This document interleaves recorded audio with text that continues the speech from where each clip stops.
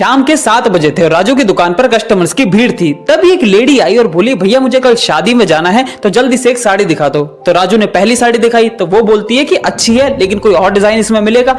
फिर राजू दूसरी साड़ी निकाल के दिखाता है तो वो बोली ये भी ठीक है लेकिन कुछ और नया डिजाइन मिलेगा।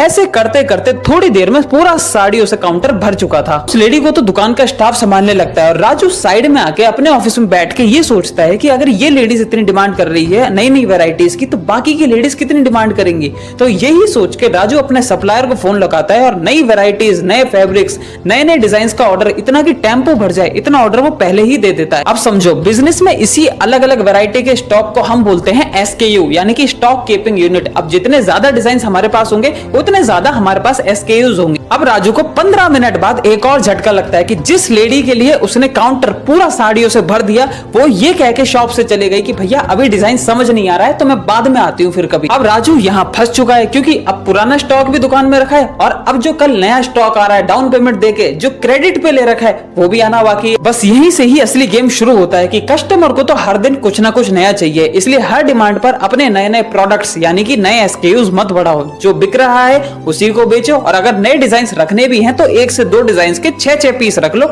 ये काफी है। क्योंकि ये बात ध्यान रखना कि आपकी या मेरी दुकान ज्यादा प्रोडक्ट रखने से नहीं सही प्रोडक्ट रखने से ही चलेगी। ऐसी ही बिजनेस की चीजों को आसान बनाने के लिए यानी कि मेक थिंग्स इजी के लिए सागर शर्मा ऑफिशियल पेज को फॉलो करें अभी।